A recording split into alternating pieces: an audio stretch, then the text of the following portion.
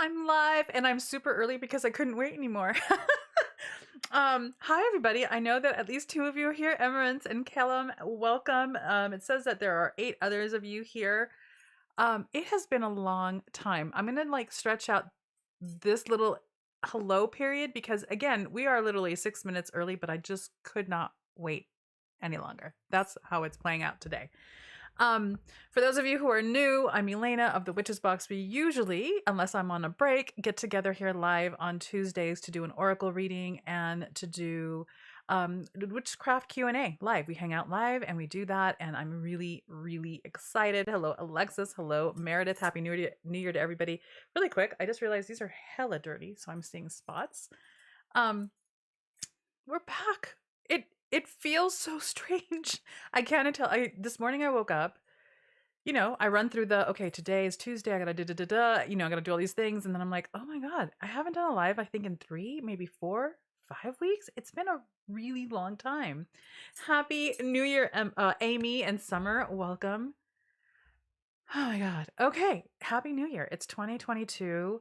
I am not making a single damn prediction about what 2022 is going to be about, other than we can still set our intentions and aim in that direction.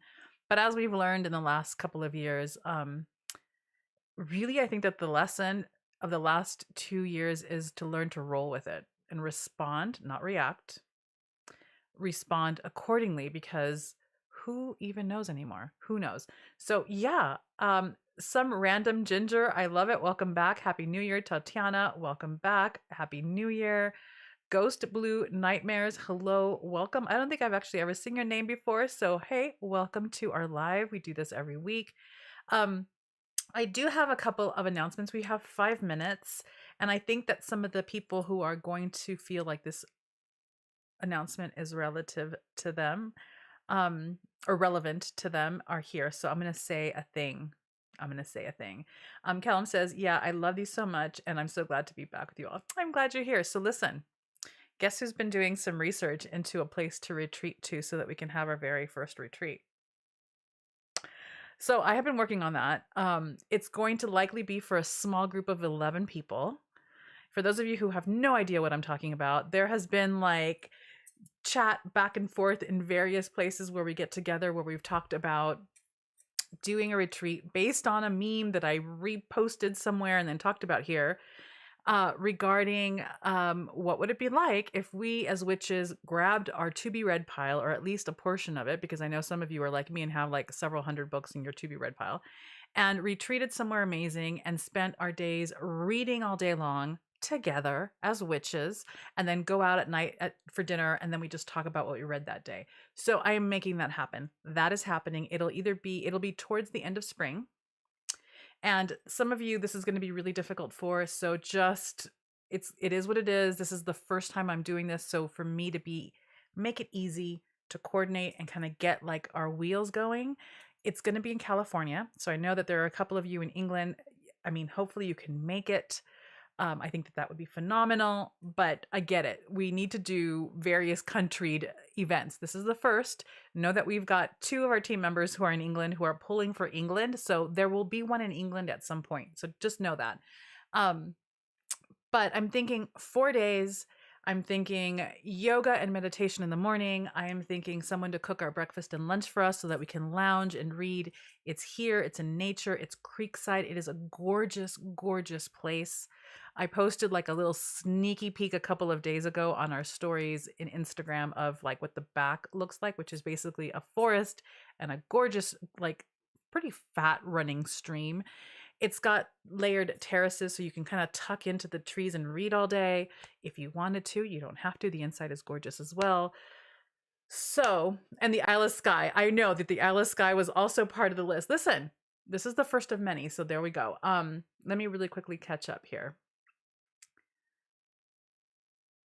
Summer says, loving the January books, wonderful books to start the new year. Yes, I am so excited about these books. We still have, for those of you who are here and weren't subscribed to the book subscription and didn't get these books, we still have, I think, 10 of those book bundles left. Tiffany Lasik, who is the author of The Noble Art, is going to be joining us. She is amazing. If you are part of the forum, check the forum, because I added information. It's kind of late information, but I added information to the post or the original thread for the first book that we covered in December of 2020. So that kicked up that thread also to the very top, and there's a video link to her joining us for the first time. So she's the one who's going to be joining us a second time. She's amazing. The book is phenomenal. If you wanted to start a practice that's going to carry you through the entire year so that you have a guide, either one of her books are amazing for that kind of work. So there are 10 of those left. Check our website, thewitchesbox.com, go to the witch store, and you'll see them there. It's the only book. Is this true? Yeah, it's the only book bundle on sale right now. So it's the Noble Art, and then the other book is amazing. It's The Witch's Sabbath. Both books are phenomenal. Okay, hold on. Everyone's talking a lot, and I'm missing. Okay, Elsbeth says, my husband Ward is ironing his work trousers while joining in with us. Can you say hi? Hey, hey Ward, welcome and I'm glad that you're joining us. And also, let's have some cheers for people who still iron their trousers. I love that. Tatiana says, yay. Alexis says, take my money. Sign me up. Hello, I'm new. Welcome, Veronica. It's good to have you here. Obviously, we're a pretty casual group. We get together in a little while. I'm going to go ahead and do our oracle reading for the week. But right now we're doing some announcements as to what's going on in the community. All right. So Meredith, I'm a slow girl. You say, take my money and PTO. What does PTO mean? I don't know what that means. Alexis is excited. Yes, England. Elizabeth, Isle of Skye. Alexis. So, I mean, obviously I already said this. 2 of our team members, Team Witchery, are in England, I believe they're both in the South. I don't know my geography very well. But yes, England is, I mean, it's kind of probably going to be like a place where I'm at. I've been there a couple of times. The love of my life, my best friend's little girl, although I love my best friend as well, she is also one of the loves of my lives, but that little girl is there and I have to go and spend more birthdays with her because I've already missed 2 birthdays. So England is like, it's a place in my radar where I will be going often throughout the rest of my life, likely. So there will be one in England at some point, absolutely, because England is so magical and beautiful. And then we can hop over to the Isle of Skye. I mean, look, there's a lot going on here. Let's see. Hold on. I keep losing my place. Meredith, I just want to leave my apartment and my state. Yeah, listen. So Southern California is close for a few of you. Okay, bear with me as I remember how to use all this. Kellum says, if I can arrange it, I'll be there. Witchy in the Woods says, my books are taking the USPA. I know. Girl, no. Witchy in the Woods. Also, when I say girl, I'm usually referring to just everybody because, I'm used to saying that, but I will try to be more sensitive and not say that as a slang word. Witchy in the Woods. My books are taking the USPS tour. I'm trying to find a way internally for myself to not be. We're going to hear a lot about this year. I think it's like my new theme that I've been working on for the last few months.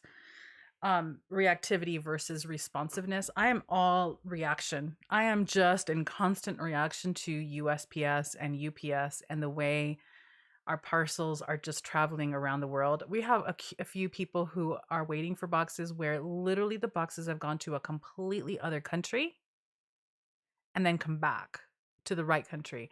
I don't understand what's happening. It is madness. I had to drive 2 hours yesterday to pick up this is another one of our announcements, to pick up the last 15 boxes of product, 15 boxes of no, I'm lying to you. The last 14 boxes of product to bring back up to the hill so that we can finish mailing out the January boxes, which by the way, by tomorrow should be all mailed out. If not tomorrow, then definitely by Thursday, but they're sending out already. But I had to go because those boxes had been hanging out in a warehouse since the 16th of December and they could not get them up here. People are waiting for boxes from December. Like, it's just madness. So the only thing I can say is 2 things. Let's collectively try to work at being responsive to this and not reactionary, because it's really easy to get pissed. It's really easy to get frustrated because I'm kind of in a constant state of that frustration and I don't like what it does to my body or my magic. But let's start sending our services some like smooth riding, efficient energy so that hopefully over time we can change it. Because it's a hot mess and it's just been a hot mess now for a couple of years. And I keep saying this is maybe our new normal. I think it is the new normal. And I don't quite know yet how to dance with it, but we all maybe collectively need to work on how do we dance with this? Do we just become more patient? Do we just become more embracing of whatever is. I'm not sure. I'm still working on it, you guys, so I can't even give you instruction on what to do with it, but it's a thing. You're not the only one. There are several people who are literally their boxes are taking a world tour. It makes no sense. So keep tracking with your tracking number. I know that that can seem like an act of futility because nothing moves and then all of a sudden you're like, I'm in Canada, but my box is in Australia. What gives? Keep breathing. Also, I don't know if this is helpful because part of my strategy has been to call them incessantly. Like, I think that everyone at DHL and UPS and FedEx and the USPS service know who I am now because incessant calling. And I'm like, I don't think that this is helpful. I want it to be helpful, but it's what it is. It's just what it is. We got to roll with it and see how it turns out. Hopefully this year it'll get better, but maybe this is where our lives. The days of getting something the next day, they're long gone, which I'm very sad about because I love that. So that's what's happening. Yes, your book is on a tour. Several of those boxes are on tours, and so are our boxes on tour. So we'll see how that goes. Kellum says, I may have to rely on the bank of mom and dad for a bit, but I'll do my best.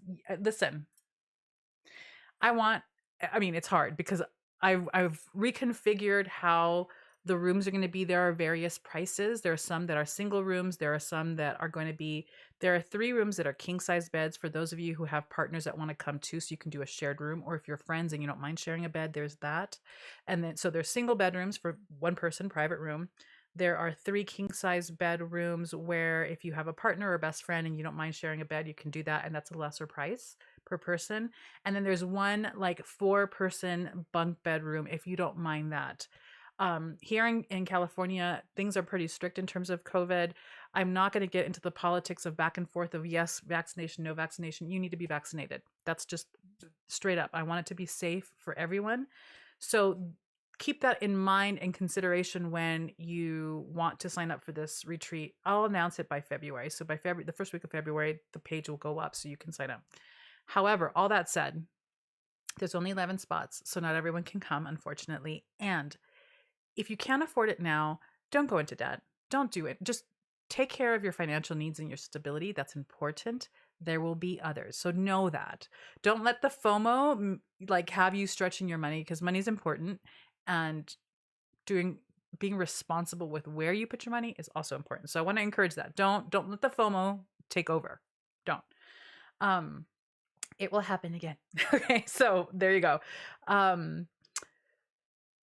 Yeah, Inez is also having books take a tour. I mean, it's a thing. Emran says, oddly, I have not gotten my books yet, but it's been quite a month so far. Yeah, that's not odd, girl. It's a thing. It's a thing. Cheers to the new. Oh, gosh, I just skipped that. Where was I? Haven't gotten books yet either, but can't wait to receive them. Yes, Alexis. Yeah, I know. It's really frustrating. Emerence, I was reading something that you said. No, I already read that. Hi, Elena. Hi, Miss Melissa. Cheers to the new year, Jewel Mark. Yes, New Year's. Cheers. May it be a beautiful one. Let's hope for that. Paid time off. I save it up at work for vacation. Beautiful, Meredith. Awesome. Alexa says, I haven't gotten my books yet either, but yes. Carlena, welcome. At last, you're here. Welcome to our lives. Grandkids home and their parents this week. I'm usually babysitting and getting kids to preschool, but I greatly enjoy these meetings. Wonderful. I'm glad that you're here. Miss Melissa says, how was Maui? Maui was beautiful. Maui, we lived in Maui for 5 years a while ago. My mother-in-law has lived in Maui now, I think, for probably 30 years at this point. So we are very familiar with the island. We have friends on the island. It's one of those places where it's not quite what you would consider a small town, but it's an island. So there's 150,000 people generally, more or less, on that island that live there. So when we land, it's very common to, even at the airport, be like, oh my God, hi. And you see people that you know everywhere. And so it's lovely in that way. It's also wonderful to get time with my mother-in-law, with John's mom. She's amazing. And I really just think it's important to continue to spend more and more time with family because you just never know. And it was sunny and warm, very different than what it's here. And I had yet to really even get like fully acclimated to how cold it was getting here in the mountains. So when I go over there, I'm like, sweating, I'm taking clothes off. I'm like, oh my God, I can't handle this. And then I get here and now it's even colder, even though it's actually not colder than it was when I left. My body's like, what are you doing? What is happening right now? I don't know what's going on. So there's that. Um, but it was wonderful. The beach is beautiful.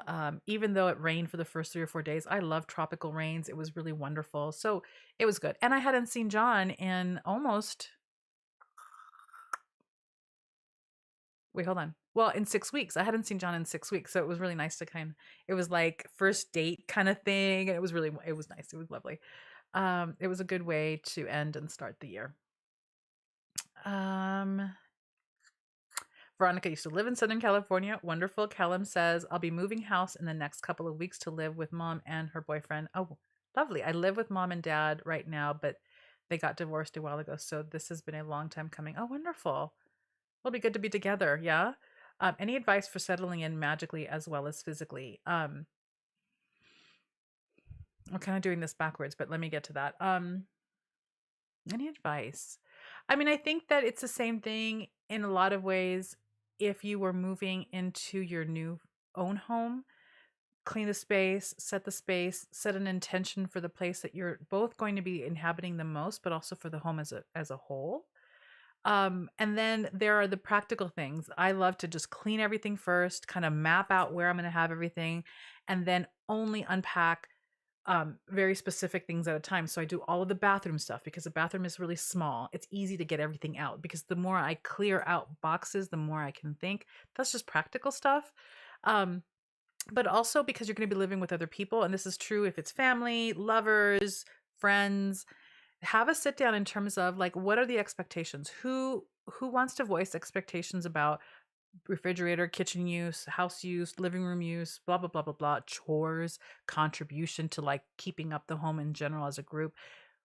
Speak to those, not assumptions, expectations, so that everyone knows what everyone is expecting. So then there can be agreement or negotiation. This is just like relationship, kind of not 101. This is like relationship 301, let's say. But it's important so that everyone starts off on the right foot and everyone knows what everyone is expecting and we can all perform into those expectations from choice. That's super important. Okay, but I'm going to hold off on answering any more questions because we're going to get into the Oracle reading and then an Oracle reading and a huge box reveal. So that is coming together. But really quick, I'm going to go all the way down to Emerence and then I'm going to stop. But now I lost where we were. Amy says, Mail used to go cross country on ponies. So I try to remember that. Yes, Amy, that perspective. Pamela says, breathe in and breathe out. Mail is on a trip. We can just imagine how sexy it is, right? That our boxes like traveled the entire world and then it came to us. Like, this is how I'm trying to reframe it. It doesn't really work, but I'm working on it. It doesn't really work for me. If it works for you, rock that. The link for the water book is too big to post. I'm going to assume that someone is asking about the water book and somehow I missed it. But if we're talking about the Elements water book, those links are are on the latest booktube video. So you can go check that out there. Carlina says, sorry, this is Ditch Witch. I was feeling bad to bother you over the hiatus about my box. I understand it's all about shipping. Yeah. And please just send an email. Don't worry about it. We will respond to you. Witchy in the Woods. I'm not stressing about it. I know it is what it is. I'm just excited to get these. I know it's hard because it's not even the stress. It's like the anticipation. Like I want it. And then it's like, it takes forever. We're going to be okay. We're going to be okay. First world problems too. Let's be honest. This is all first world issues, but it can be frustrating. It just is what it is. Callum says, I have both Pfizer jabs and a booster, so I'm all good in gathering on that front. Beautiful. Starro June says, I still need my booster. You have time. I think that I don't have the date down, so it's either going to be April or May, just to give you all an idea so that you can also start planning, but it'll be April or May. Jamie says, I missed where the first retreat will be in Southern California. Alexis, any update on the next Harvesting the Honey? Yes. Harvesting the Honey will be April. I'm finally getting all of that put together and reformatted. The reformatting is taking a while. And as you know, I've got 80 projects going on. So yes, but April. Um, I love that you're making the book retreat a reality. Yes, how lovely. No, I'm glad. And I also want to say that I'm grateful to all of you for pushing me, because now it's like, oh, all these ideas. I woke up with like 5 new ideas on. So I'm excited. It'll be lovely. I want it to be both luxurious in the sense of like, we're just going to languish around couches and chairs and on decks and read, but the food's going to be amazing. I can't help myself. I'm a Libra, so little surprises in the room so that you have little, something to welcome you in is there. And we're going to have a collective altar. We're going to have some yoga. You don't have to do yoga, but there'll be yoga and meditation and some light ritualing. So it sounds like a lot, but I want to keep it spacious. So it'll be lovely. And this is a lovely place. Miss Melissa says that Maui's one of her favorite places. Esther, hello. Hello, welcome. I received your email regarding Rue. Oh, good. But I got very sick. Don't even worry. Oh, with COVID, girl. I'm so sorry. And I'm delayed with everything. Don't worry about the delay. Take care of yourself. Whenever is great. I am just super grateful that I'm even going to have a Rue plant. It's so exciting. So don't worry. Just take care of yourself. It could be once every other year thing if it really takes off, which I hope it does. Well, I haven't actually decided what the vision for that is, because I do have a busy life, but retreating is really amazing. So I even thought about the potential for 2 retreats a year, where one is something fun like this, although it is also, tends to our soul. And then maybe one is focused more on ritual and actually doing a thing together. So don't hold me to that, but that's where the vision is going. Crystal says, loving noble art so much. I know, right? Such a good book. I want to be her best friend. And I'm so excited that she's coming. So there's that. I'm freezing. So if you see me like clutching my hands, it's really cold in here. Okay. Hold on. I think I skipped Emerence, right? I did skip Emerence. Did I? It's odd for me because I usually get my books quick and usually the first week of the month. So I'll be just breathing work on acceptance. Yes, that is the practice. Acceptance and embrace the process. Loving noble art so much. Yes. Okay, I read that. Yes, she's amazing. And Kay, welcome, Kay. Hi, Elena. I finally found you. I kept looking for you on Instagram. No, it's all here. We've moved it all to YouTube. Although, there has been some talk of doing a couple of things that include Instagram again, but that's probably a month or 2 into the future. It's a casual thing, but I'm trying to institute small shifts over time and not all at once so that we can manage this year better. There is not a restriction in numbers for harvesting the honey this time around. So there is no restriction for that. You don't have to worry about it. Okay. Let's get started with what we normally do. Welcome, everyone. Those of you who have joined, you're like, what is happening? This is Elena of the Witch's Box. And when I'm not on vacation or taking a break at the end of the year, we get together live here every Tuesday on YouTube, 1 o'clock Pacific time, to do an Oracle reading for the week and also do a witchcraft Q&A and announcements. So that's what you come into. So welcome. I'm really happy that you're here. And I posted this once, I think, in December, because we've changed the Oracle cards that we're using. And so we're going to be using this deck probably for the next 2 months. And this is the huge reveal. Do not buy this deck if you are subscribed to the Witch's Box. We are going to be working with the Nick Bantock, the Archeo personal archetype cards. This deck is beautiful. I have been a fan of this creator. I've known him as a writer and an artist because 1,000 years ago, for those of you who were born 1,000 years ago, I think it was in the 90s, he put out a series of books that were beautiful. It's called the Griffin and Sabine Chronicles. So we're going to be using this deck, and this deck, I don't normally do reveals for boxes this early in the game, but this is going to be going out in the February box. So if you're subscribed to the box, don't buy this. If you're not subscribed to the box and you want this, subscribe now. You have until the 15th of this month to subscribe and ensure that you're going to get the February box. Am I saying all that correct? Yes, I am. So again, don't buy it. If you've already bought it, you're going to get it again. You can give it as a gift to someone else because it's a gorgeous, gorgeous deck. I'll share with all of you some of the images or some of the cards in the deck after I do the Oracle reading. This is a little different. This is not a deck that I feel comfortable just riffing off of. He has some very specific archetypes in each of these cards. And so what I'm going to do is I pulled the card beforehand. I was really kind of surprised by the card, but it's what came up. And then I'm going to read from the book because the way he has it set up, this is the card. It serves us all to have the reading be done. So I'm going to read to you. I'm going to try to do that as clearly as possible. Callum, I can share with all of you what harvesting the honey is after I do because it's a lengthy. I mean, the short end of it is that it's a program or class that I have, but I can share with you what it is after.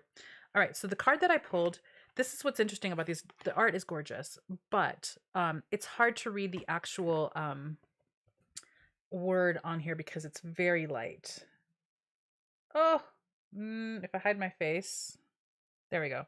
So this is intimate. This is the archetype of intimacy. This is the artwork for it. It's really beautiful. And this is, I'm going to show you what it looks like in the book. He's got sections, right, where he will talk about what the attribute of this archetype is, and then the persona. So I'm going to read it to you. It's not very long, so bear with your girl as she tries to read on camera. So the attribute. The intimate brings sweet sensuality and an intuitive understanding of all your emotional and physical needs, moods, and temperature changes. She has an infinite capacity for understanding your longings, whether it be sensual, erotic, or merely a need for a gentle comforting of your weary spirit. The intimate comes to you without artifice, and your night embrace is a sweet honeycombed tongue. Now the persona behind this. Beyond the posturing, are we not still creatures of the sensual, longing for beauty and opulence, romantic Orientalists masked in our denim and synthetics, scampering from one multitask to the next? Are we not scared of the vacuum that awaits to devour us? When the day is done and the lights turn out and loneliness threatens to make ice cold your sheets, she enters, passing through the air's dark creases to slip beside you in your bed. Moving to the rhythm of your longing, she is your perfect lover, cocooning you in her gentle arms, absolving you from worldly sin and keeping away the doubts that plague you. When you caress your intimate, her pleasure becomes your pleasure, the sounds of her stirring silencing your stuttering mind, her passion dispelling your sense of isolation. Her smell is intoxicating, and her gentle touch leads you away from fear and anxiety towards the stillness of righteous sleep. I love that because it feels like it's in a lot of ways coming out of left field for the themes that we've been coming up with for the last few months. And I love it because it speaks to both the sexual, but also to the sensual and the vulnerability of just showing up as you are to receive. This is what I love about this card. When I read it, at first I was like, huh, but I felt a soothing balm about there is this beautiful, safe, healing place when we come into stillness, not just with someone else, but with that sense of connecting to those parts of ourselves that need that gentle, sensuous, warm, physical comfort that isn't just about sex as much as it is about how do we embrace ourselves, how do we receive union with other people that we're safe and trusting with, but also how do we receive union with the divine when we are touched, when we are known, when we are seen. It is a really, I was really personally just kind of jarred, like, oh, I haven't been in this place and I haven't been looking towards this direction. I've been in a whole other place.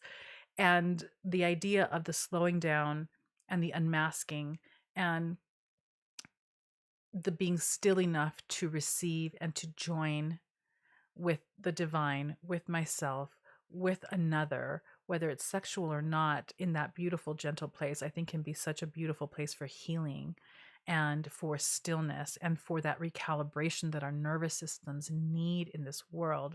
So it's it's really it's an interesting card to sit with. I think this is one of those cards where it really requires for all of us to kind of sit and meditate on that. And the question that comes up for me, because I always lead an oracle reading or end an oracle reading with a question, is if we are alone, and that sense of union, that sense of being held, that sense, and energetically as well as physically, is feeling super elusive to us. The question is, how can we then turn within ourselves and not only just allow for us to be exactly where we are, whether it's lonely or hungry for whatever, or hurt or wounded? How do we take that and become our own embracer? How do we come into union with all of what we are and feel a sense of spiritual pleasure in that? Not the pleasure that's orgasmic or like, ooh, yay, fun, but the pleasure of, I'm here. I'm here and I'm here with all of it and I'm holding it all. And I can give myself at least this moment of gentility and softness and acceptance. That is profound intimacy with ourselves. So intimacy is with ourselves, with the divine, if you work or believe in the divine, with nature, with a deity, and or with others, right? And those others, again, I think that this level of intimacy that is being spoken to in this card has to be a particular other. We don't have access, and we should not have access to this level of union with just anybody. The choices that we make around friendship and lovers and family are important, and they're critical. We need to be very conscientious about who we choose to allow this level of vulnerability and intimacy with, and who we choose to receive this from. There's this I'm going to go on this quickie tangent just as an example. We are in a culture right now where we know everybody. We're online. We have thousands of followers and friends and contacts and all whatever we want to call them.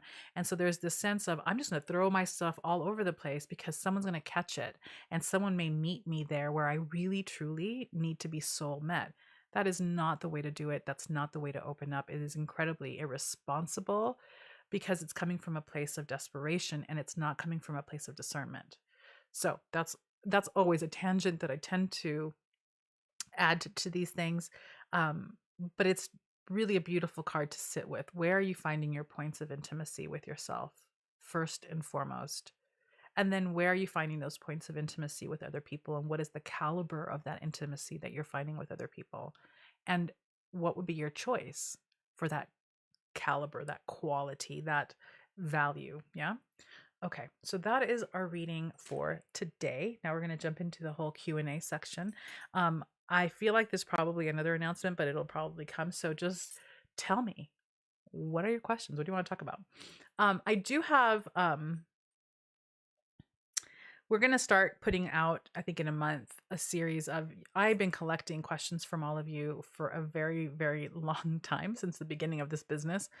And I've been talking about doing this for a while, but here we are, finally launching in about a month. Another quickie series. It's a quickie series because it'll be like short little witch bites right on here on YouTube where they're pre-recorded. It'll be its own playlist where I'm just going to take each of those questions and just start answering questions and throwing them up on YouTube. And yeah, so if you have questions, send them in. info@thewitchesbox.com. I was going to talk about one of those questions here, but it's kind of like completely not in the same vibe as to what we're talking about. So I don't want to actually deviate our energy that much. But if you do have questions, info@thewitchesbox.com, subject head, you can, in the subject line, just put questions for YouTube or YouTube questions for Elena. That way, Arya knows where to divert those emails. Okay, let's get to the chat box. Okay, I read all that. Ooh, yeah, it's a different reading, right? It's a beautiful deck. It's a beautiful deck that's a lot deeper than what we've done so far. And there's a lot that can be like excavated through these cards, which is why I chose them. Once I started really looking through it, I've had this deck for a while, but I just looked at the art. And once I started to look at the book, I'm like, oh, this would be a really, really beautiful deck to send out with the box for February. So,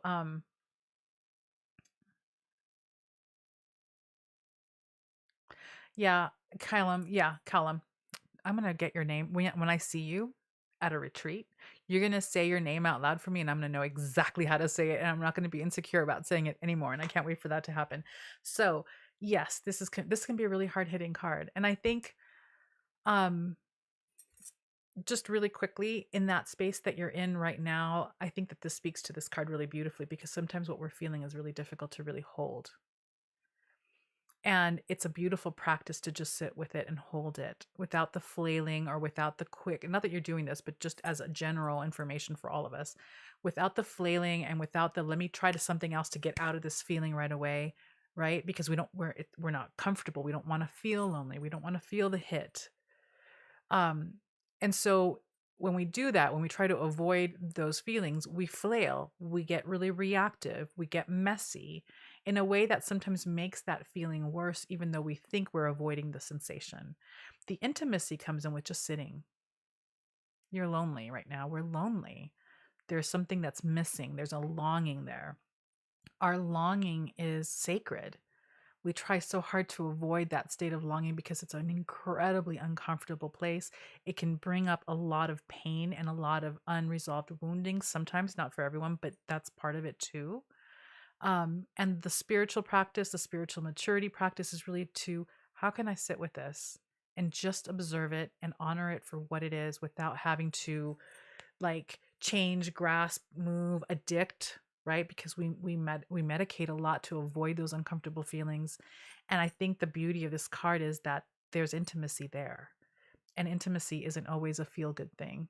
Intimacy isn't always super comfortable. Intimacy can sometimes be incredibly uncomfortable because we're finally looking at or being seen in our most vulnerable place. And there's a lot that comes up with that. But that movement of energy, that being with the discomfort, that being with the pain, that moving with it and honoring it for what it is without having to flail, um, that movement heals because it helps generate that energy and dissipate it out in a way that's healthy as opposed to the other ways that we do it. So my heart goes out to you and I send you love. We all send you love. I know I can very confidently speak for all of us in that. Um, and it's a beautiful place to be too. Yeah. Alexa says resonates with me. Been working on self-integration and deepening my relationship with the divine and loved ones. Beautiful. Beautiful.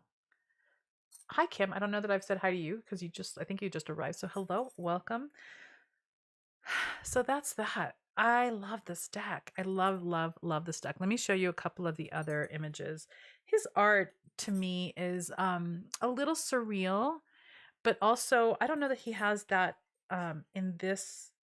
Yeah, in this deck he also has it. There was something really beautiful. Next week I'll try to remember to pull out the books that I have owned that he did years, like 30 years ago now. Those books were amazing. If you're into story, if you're into fiction, if you're into letters, and you're into writing and you're into art, his books just really tied all of that in a really beautiful way. I've never seen anyone do books like that ever again. Um, so there's an element of painting and drawing in his art, but also some collage, some digital collaging, and some surrealism that all of that works really well for me. So I'm going to show you some of the cards. So this is one of them. This is Midwife. This is Alchemist. Oh, there we go. Right? So do you see how there's drawing and there's painting, but there's also a collage aspect. I love art with words on it. This is Poet. They're also oh, see, here's the thing. There we go. If my face is in the frame at all, the camera won't focus on anything else. This is Dreamer.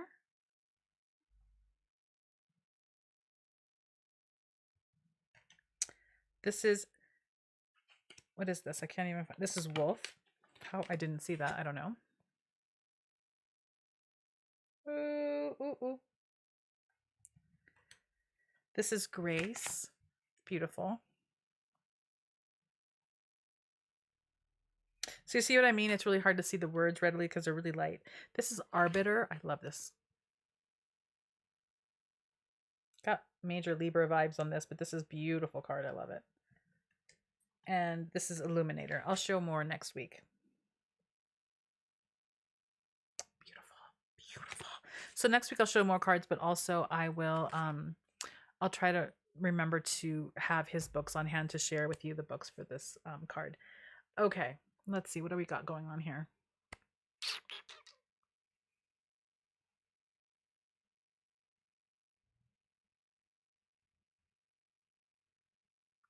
All right, so I think you guys are talking to each other because I missed whatever this is about. Kim says, Crystal, what is TY? I started the book a few days ago. Kim, I just got here. What is the deck? Oh, here, let me show you what the deck is. This is the deck. Nick Bantog's The Archeo. What I said earlier, because it's a huge reveal, is that if you are subscribed to the Witch's Box, do not buy this deck because it's coming. So there's that. And it's really predominantly about personal archetypes. The cards are all on different archetypes. It's really gorgeous. Hold on. Alexa says, sometimes we have to tend to our inner child too. Yeah, to be that nurturer we need then and could still use now. Absolutely. Always. That's the work, I think. I've had an interesting ride with inner child work because for a while I was just deep in my inner child work, and it was such a pivotal part of healing a ton of family wounds. And then I kind of moved away from that. Like, look, I'm past this. I think I posted something about this a while back that I'm like, I don't need to do inner child work. And then, of course, we circle through lessons and wounds in different ways from different angles throughout the course of our lives. And my mom passed, as many of you know, last September. And of course, that brought up just like an avalanche of stuff. And it's like, oh, yeah.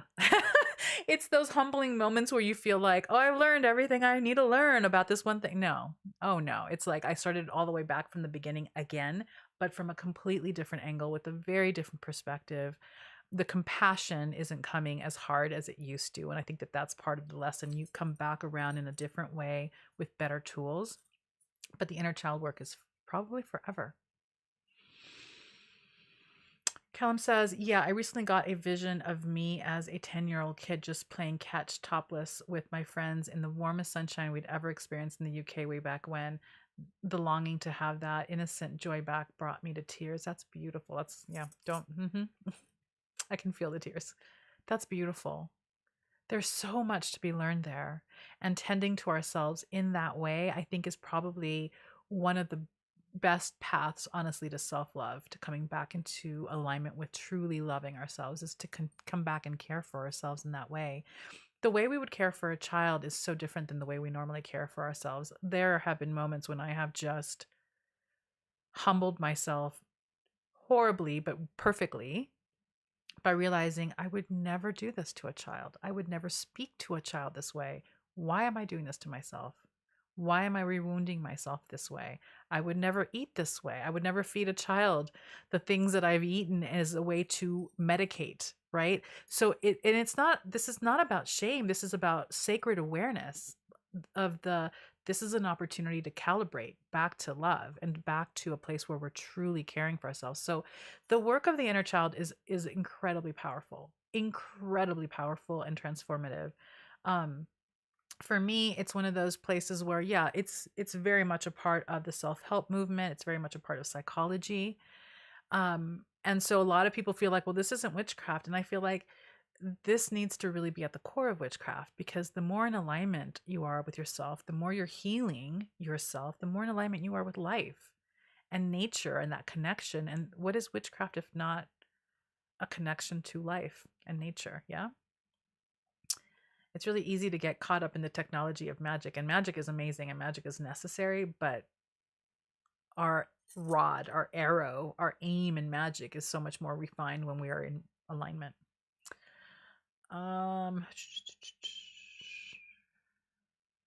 Yes, Melissa, I will speak more to harvesting the honey in a quickie sec.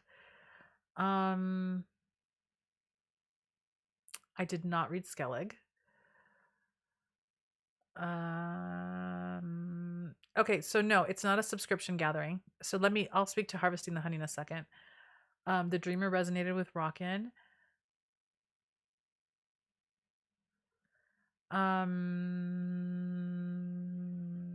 Hold on, I will talk about that in a second. I love how impatient you guys are. Okay, so I'm going to answer the harvesting the honey now, and then I'm going to get to the rest of the questions, starting with Miss Melissa 7. Okay. So harvesting the honey is a program that I created several years ago. We had 2 years worth of harvesting the honey, and the format of that back then is not going to be the format of what it is now. And what it is, it's a program in abundance, and it approaches abundance through the metaphor of honey gathering by bees. There's a beautiful bee honey gathering metaphor that kind of leads us through the entirety of what essentially is a 7-month process. You're going to be able to go through that at whatever pace that you want. However, I will strongly advise that you not do that. And it's literally 7 months worth of work that leads you through what I call the 7 nectars of abundance, right? Because we're bees and we're hunting the nectar. We're hunting the nectar to create into honey. And there's a whole 7-month process of lessons that come from that metaphor. The nectars are things like pleasure and gratitude, and yes, money, and all these other things that hone us to the frequency of abundance. And the idea that abundance is there's no you have abundance and I don't. It's really not about that. It's that abundance is a slipstream of energy, and we're witches. And we can over time and practice master the capacity for tuning into different energy streams in order to do our work. If you want to cast a spell for abundance, you tap into the energy stream of abundance to manifest that for yourself, right? If you want to do spells for healing, you would tap into the energy stream of healing to make that happen. But because we're human and we're messy and we have all sorts of things going on in our lives, as well as swimming in a soup of all sorts of different types of energy, things like socioeconomic inequality and oppression, there's all sorts of things going on. Our energy needs to be in alignment with something without the snags that keep us from really opening to the stream. Does that make sense? And so, for instance, if I come to the table, and I do, and I have, with all sorts of belief systems and stories and generational wounding around abundance, I'm always going to struggle. I can't be organized with numbers. I don't deserve money. Only the rich have money, and they're like the ones who are immoral, and I'm not, so I'm going to be poor forever. We have a ton of belief systems that snag us in the slipstream of abundance. And abundance applies to the abundance of life and health and thriving, abundance to relationship and love, and our ability to just naturally receive what is plentiful in the world. So it's not just about money, but the way we behave with money is very much a metaphor for the way we behave with what we can and can't receive based on our belief systems. So it is the same thing that applies to, it's the same principles that apply to things like, well, of course, she got that opportunity and I didn't because it never comes to me. Like those are the things that snag us in the stream of abundance. And so the Harvesting the Honey is a 7-month program that walks you through what the principles of abundance is, how to really suss out those snags that you might have in these different aspects of your life, the 7 different nectars. And then there are rituals to help and spells to help move us along in that process. Yeah. So that's what Harvesting the Honey is. In the past, the way it was set up was it was started on a specific date and then it ended on a specific date, and we would gather live to do ritual. It didn't really flow well. Excuse me. So I'm changing that up so that there are a number of different exercises and rituals that you can do on your own. And then there will be throughout the year. I'm sorry, I'm having like a total burp thing. Sorry. Okay, if you heard that, excuse me. Okay. Where instead of having like, okay, on March 5th, we're going to get together to do the ritual for that nectar. I'm not going to do that. It just doesn't work. What instead we're going to do is it's going to be open all year long. You start it as you start it. And no matter what, every season, I'm going to hold a gathering for everyone who's done it or who's doing it so that we can do something together to help support the work that you're doing in harvesting the honey as you go. I don't know if that makes sense. More details about this will come, but that's the gist of what harvesting the honey is. So it's not a subscription. It's like a really intense e-course, e-journey, transformative journey that you can participate in and do. Okay. So I hope that that answers the question. I know that I'm leaving out a lot, but when it comes, you'll have a whole web page to give you information about that. There is a page already on the website that hold on. There is a page on the website already that talks about it, but it talks about what it was back in the day. So it's not going to give you all of the detailed information, but it will give you like um an idea of what the nectars are and things like that. Hold on. Let me scroll back up. Who did I say was my cutoff point? Oh, Miss Melissa. Okay. So Miss Melissa says, Elena, do you have a daily rituals? I sometimes go through periods of time where it feels like too much to keep up my daily practices. Yes. First, I'm going to speak to that. Sometimes it is too much to keep up with those daily practices, and sometimes you need a break. We need to really allow ourselves to be fluid with what we need. There can be, and I know that I contribute to this a lot, there can be this like cultural notion of like, you're a witch, you better have all your practices and you better be doing it every day. I always recommend that practices every day get you further and support you most, but sometimes you just can't, and that's got to be okay. We have to let that be okay. You know what I'm saying? The other thing is that you asked this, and the other day I was thinking about a blog post to write. I just put the notes down and I put it in my computer, and one day I'll get to it. But there are, in a lot of ways, there are more than two types of rituals, but in my mind, there are two types of rituals that we talk about here. There are those supportive nourishment rituals that we do regularly. Usually those are the ones that we do daily. And then there are those transformative or time marker rituals that we do on things like Sabbaths, or things like I just broke up and I want to cut some cords, or it's the dark moon and I want to contact and work with my ancestors, right? Those are the transformative time marker type rituals. But then there are those nourishment rituals that support us and support our thriving in the world as humans, as spirits, as witches. So those are the ones that I tend to do every day. I meditate every day, and unless, and this is a true story, this morning I had a long night. There was just work that I needed to finish catching up on.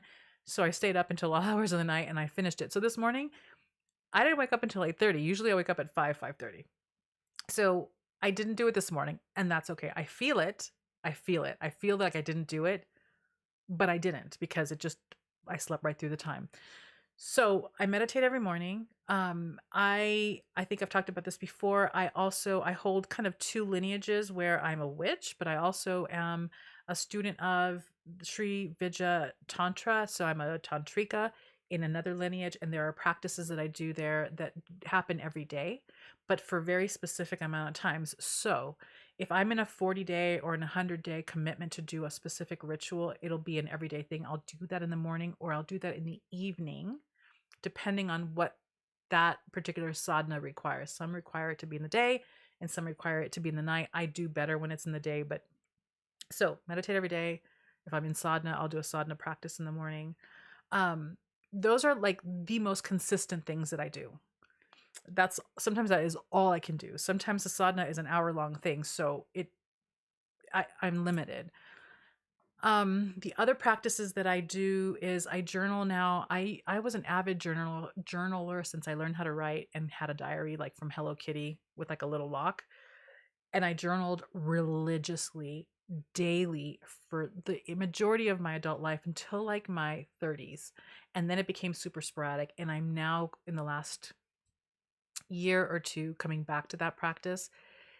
And that just helps my brain, right? It's a ritual that supports my brain, my soul, because I'm able to process through things. It helps me manage my reactivity versus responsiveness. You're going to be hearing a lot about this because I'm still deep in a book that I'm writing, and there's a big component to why being in reactivity disempowers us as people and disempowers us as witches.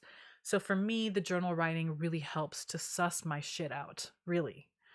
And it helps me process through, because I'm also visual, but the writing is important for me. It's not for everybody. It helps me suss through, like, these are my crazy thoughts and my reactive thoughts and my weird belief systems that are getting in my way. And then once I've written all those down and I can see like, whoa, you've lost the plot, it helps me come back to center. It helps me come back to the reality of what's really going on outside of my stories. And it helps me unweave my stories, but it also helps me weave the stories that I want to create into. So those are basically like the ones. Those are like my ones. I come into this office and I don't actually, sadly, I love it here, but I don't come into this office every day. But when I do come into this office, there's incense that I light, there's a candle that I light, and there's a bell that I ring. It's just kind of a way to get into the space and really mark that the work that I do here is sacred and I want it to be part of a mission, like to remind me. Um, and then I have got two particular altars that I've never shown in here because there are altars that I show and altars that I don't. And there's a candle that gets lit for both of those altars. And one of them is my ancestral altar. So that's an idea of like what my dailies are. Then there are the other things like my ablutions. Every morning, the brushing of the teeth. I do oil pulling for my health. I've got my little vitamins that I take every single day, and that becomes a ritual as well because there's always intention woven into it. I like lotion up and oil up and moisturize everything every day. That's a ritual that I know sounds super mundane, but for me, it's like this is about self-care. It's important to me. And then this is going to sound utterly ridiculous, but it's a self-care thing, but it's also a way for me to mark like once I walk through the store, I'm in a different headspace, which is the minute I get home, all of these clothes come off and I get into like the fluffiest pajamas because I'm a pajama whore and it's important to have amazing feeling things to sleep in. I take it all off and I put something amazing on that's soft and comfy and loose. And that for me is a ritual of like, okay, we're shifting. It's a different energy here. I want to bring a different energy into my home and I want to shift what I'm doing from the go, go, go, go, go to like chill. That is a long answer, but those are my personal rituals. So there you go. All right.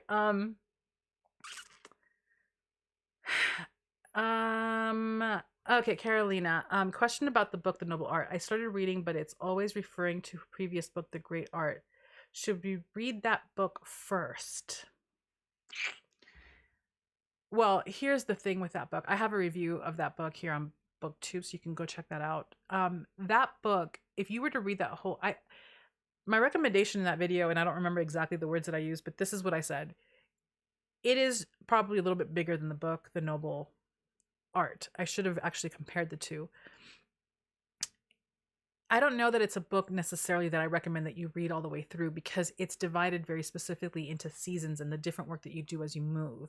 It's a lot of information. Like it's a lot to the point where I feel like if you read the whole thing all in one shot, you'd miss a lot. You'd pick up a lot, but you'd miss a lot because it's just so much.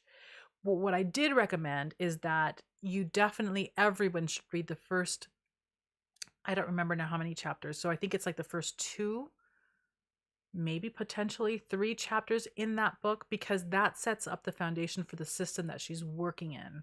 And it defines those systems. And then from there, my recommendation was read that section first, no matter what, all the way through. And then go to the place where we are in the calendar and start there in the book to do those practices. So I think you should get the book because the book is amazing. And if you wanted to literally spend 2 whole years moving through each of these books, it's a beautiful practice that would leave you changed probably forever once you're done. And it's also a beautiful way because you've got a guide and you don't have to think too much. It's one of the reasons why I set up the Moon Ritual Coven. It's a simple process in the Moon Ritual Coven.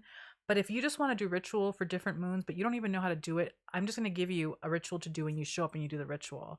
So it's very similar in that way, only incredibly much more like complex and multi-layered.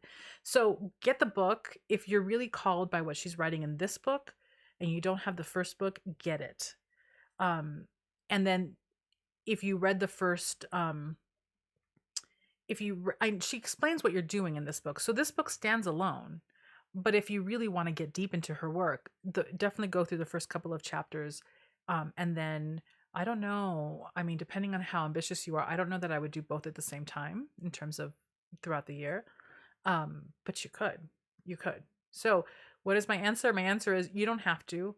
But if you should still get that book. And if you do get that book, all you really have to do is read the very first chunk of it that sets the foundation for her systems. And then that'll help fill in those gaps for the book that you're reading now. I do think that the book stands alone, but I also get the like, not the frustration, but like the inclination of, well, she's referring to the book. So should I, am I missing something? So like that.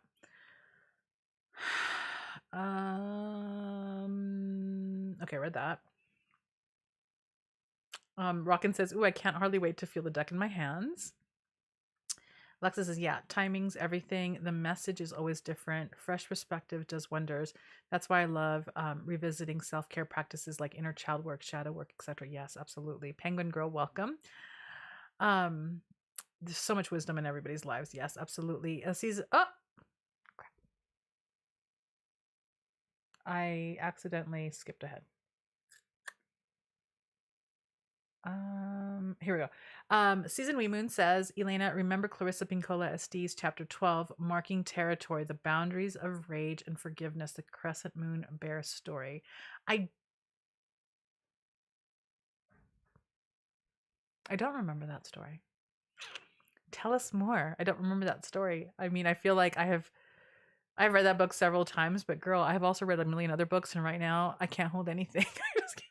So please, if you feel comfortable and you're still here, can you share what the point of that story was? Because I know that all of her stories are really just beautiful. The boundaries of rage and forgiveness, just that line alone. The boundaries of rage and forgiveness. Yeah. Penguin Girl says Tiffany Lasik is a great resource for somebody starting this inquiry. Absolutely. Yes, yes, that's true. Yes, I'm getting it. Yes. Emran says, when I trained as a life coach, going through the process of learning and training on the inner child was an intense and interesting concept of connection to the you of you. Yes, beautiful. Miss Melissa says, this offering sounds amazing. Is harvesting the honey different than the experimental course? Yes, it is different. By the way, so I'm having a hard time finding the right system for communicating with everybody. That was supposed to happen in September and it didn't. And my mom passed, and I sent out a note saying we're going to postpone this until a later time, and we haven't started that yet. So there's been questions about it. There will be an email going out because there were a couple of emails going out and no one got it. I don't know what's going on. We have fixed a couple of things in our emailing system through the website. And also, I think there were a couple of issues going on with the emails on MailChimp. In any case, we will be doing that, and then that will be released for the public also in the spring. And that's a different course altogether. It's shorter. It's a beautiful practice, and it'll be more accessible to everybody.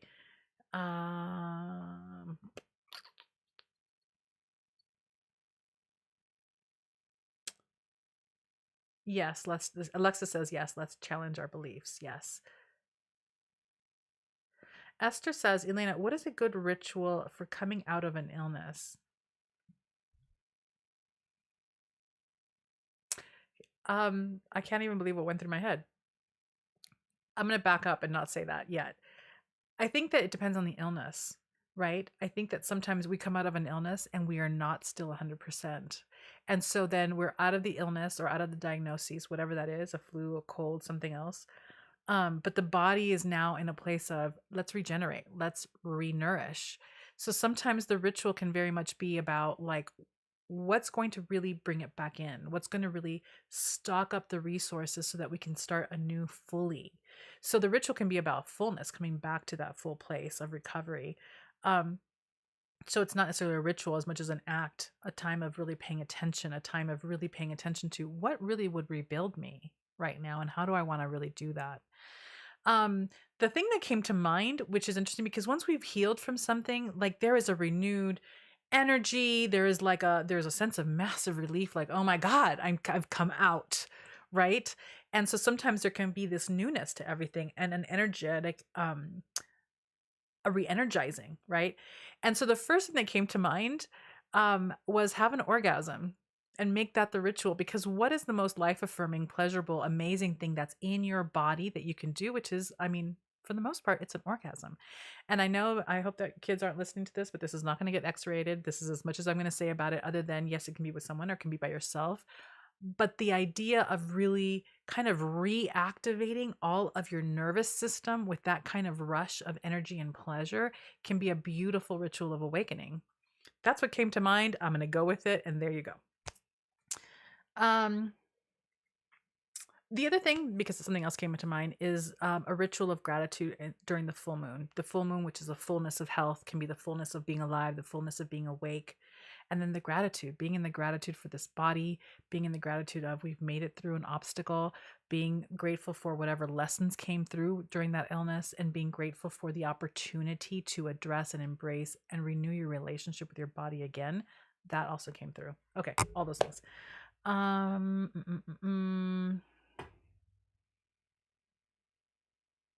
Melissa 7 says, I love those daily practices for your meditation. Do you do guided meditations or listen to music or soundscapes, or do you sit in silence? I sit in silence. My meditation is usually, I would say, and by usually I mean like 95% of the time, it's just sit in silence, listen to the breath, and practice the releasing of the distraction. That for me, it's the simplest, but it also creates the most spaciousness for myself in terms of the effects of meditation, and it sets a pace for the day that I find to be really critical because I talked about this already. The reactivity is real, and that really puts a slowness to my reactivity. Excuse me. And gives me enough space to know I'm in reaction and I need to stop so that I can find the response. I find that to be so invaluable. It's like one of my lifelines for sure. Alexa says, I love that it's never too late to rewrite the narrative. Oh, every day, girl. Every day. Every day. Kay says, have a great week, Elena. I have to get ready for my therapy session. Much love. Thank you so much. Thank you for being here. And have wonderful therapy. Melissa says, what are your favorite PJs? Okay. Always on the hunt for cozy PJs. I'm gonna say this right now, and I'm gonna reclaim it because I laughed out of like some sense of embarrassment about the brand that I'm gonna share with you. But you know what? I'm gonna own this. Okay. Right now, my favorite PJs are by Skims, the company owned by Kim Kardashian. I said it. There it is. She's got these amazing, they're rayon, but they're soft and they're loose and they're just like, they feel super luxurious. They're not cheap, but I mean, I'm on my second pair and I trade between one or the other. And honestly, I feel like these are long lasting, amazing. They're long sleeve, but they also have like the pants with like a tank top. I love them. They're my favorite right now. And before that, it wasn't anything special like brand. It was, I had gone to Target of all places years and years and years ago and got because up here it's always cold. So I got a set of like those waffle kind of under, what are they called? They're not jersey. They're called something when you have those waffle long sleeve shirts, but it had a V-neck and they were loose and yummy enough to like where they were soft. They weren't the usual roughness of a waffle cotton pattern texture. And they came with these beautiful, yummy flannel PJ pants. So I had those for the winter, and then I had a tank top and those PJ pants for like the warmer months. But both of those, I need stretchability, but I need looseness and I need softness. And those I loved. And I wore those into the ground because now I'm thinking out loud. I bought 4 sets of those like several years ago, but I bought 2 of each because I've gotten to the place where if I love something, I need to buy a second one so that when one runs out, I have the other. And Target is really cheap. I mean, it's not really, really cheap, but it's cheap in the sense of it's much more affordable and easier to buy 2 than it would be, let's say, for Skims. I've kind of graduated and I got the Skims, and this is not sponsored by any stretch of the imagination, but I love those pajamas. They are, my body's having a reaction now just thinking about when I go home, I'm going to put those on and it's going to be glorious. Glorious. Here's what I'm going to say about Skims as well. She's got these amazing ankle scrunch socks that I think she advertised as being super soft and amazing. They're not soft and amazing, but they're thick and substantive and they feel good. So I don't totally recommend those socks. You can get fluffier, yummier socks like at places like Target or even Old Navy. Although I haven't been in Old Navy in a while, but I know that Old Navy had really cool staples like that. But the pajamas, very, very cool. Okay, that is it for the commercial. Not sponsored, but I highly recommend. With all these rituals, what time do you get up then go to bed? Elsbeth, usually, it's harder here for me because it gets dark longer in the winter in the morning, but 5:30 is kind of my sweet spot. And what I'll do is I'll wake up at 5 and I'll still kind of linger in the like half sleep, half not. And then by 5:30, Depending on what's going on. My husband's probably in bed reading, although his schedule has changed too. I may look at my phone, and I don't want to do this, but I'll look at my phone and just kind of read like a chapter of something. I don't do email, and I don't do social media in bed at all. Um, Although I still do weather. I don't know why. And then so before 6, I'm out of bed. And that's like the sweet spot. But places like times like today where I mean I just like I was in bed super late. I just didn't. I slept until 8. Typically I'm in bed between 9 and 10. Typically, unless I'm out of balance and working until 2 in the morning. So there you go. Um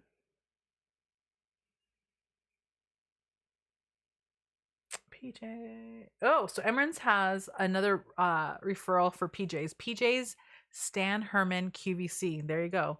John Brown has a heart. Oh, John Brown's my husband. Hi, Bobby. What are you doing here? Okay. Let's see. Season We Moon.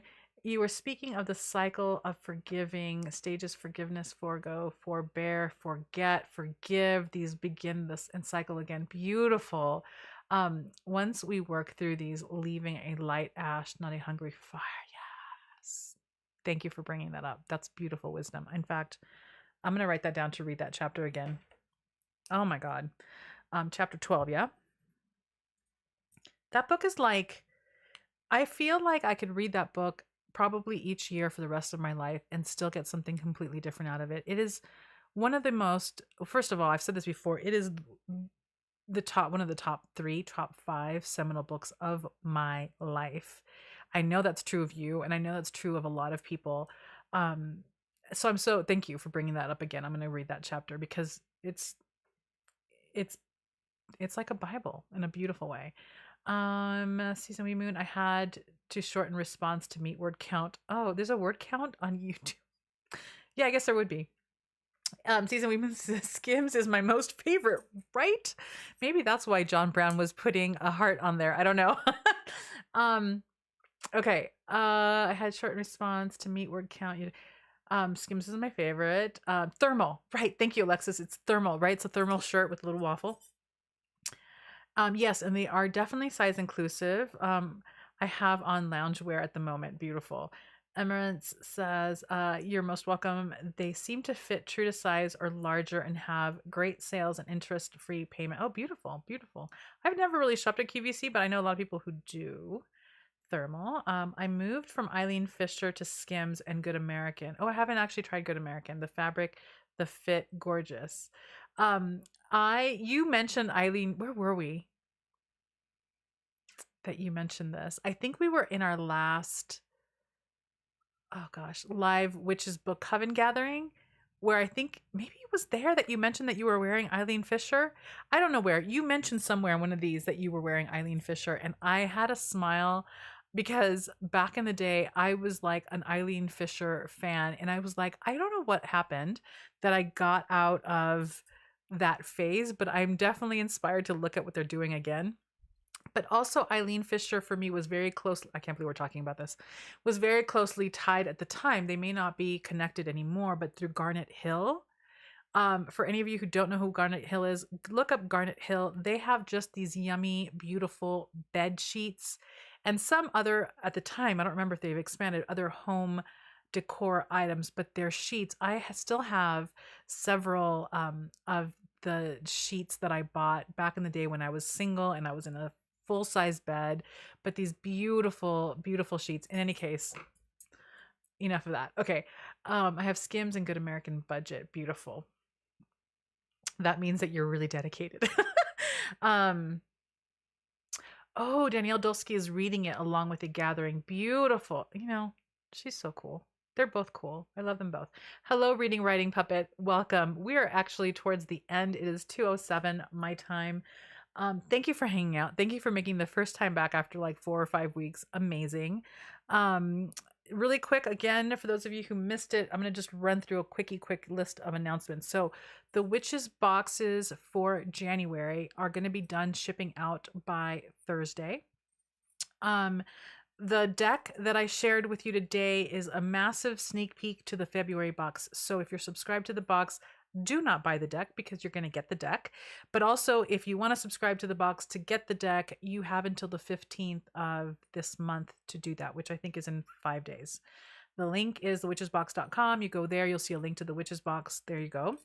And I think that, oh, and then by February 1st-ish, the first week of February, we will be launching the page with information on our Witches Reading Coven retreat.